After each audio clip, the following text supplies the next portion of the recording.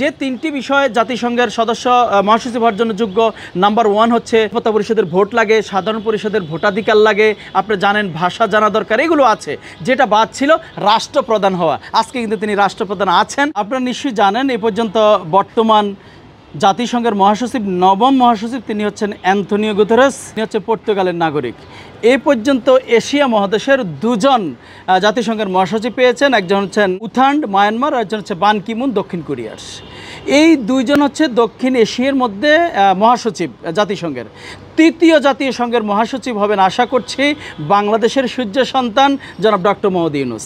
জাতীয় সংঘের এই পর্যন্ত মহাসচিব একজন মহাসচিব মাত্র, মুসলিম মহাসচিব, তিনি হচ্ছে কফি আনান। তিনি গানার নাগরিক ছিলেন, নিশ্চয়ই আপনারা জানেন। অষ্টম জাতিসংঘের মহাসচিব এবং দ্বিতীয় মুসলিম মহাসচিব, এশিয়ার তৃতীয় মুসলিম মহাসচিব হবেন জনাব ডক্টর মোহাম্মদ ইউনূস।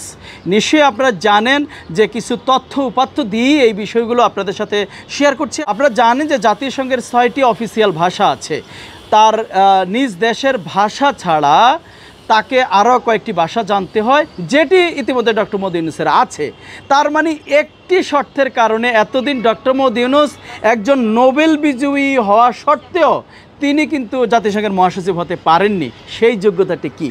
সেটা হচ্ছে নিশ্চয়ই আপনারা জানেন যে জাতিসংঘের মহাসচিব হওয়ার জন্য কোনো দেশের রাষ্ট্রপ্রধান হওয়া লাগে, যেটি ডক্টর মোহাম্মদ ইউনূসের এতদিন অনুপস্থিত ছিল। তার মানে আজকে বাংলাদেশের অন্তর্বর্তীকালীন সরকারের প্রধান হচ্ছেন, অর্থাৎ বাংলাদেশের রাষ্ট্রপ্রধান হচ্ছেন ডক্টর মোহাম্মদ ইউনূস। তার মানে যতগুলো ক্রাইটেরিয়া দরকার সবগুলো ক্রাইটেরিয়া ইতিমধ্যে ডক্টর মোহাম্মদ ইউনূসের ফুলফিল হয়েছে।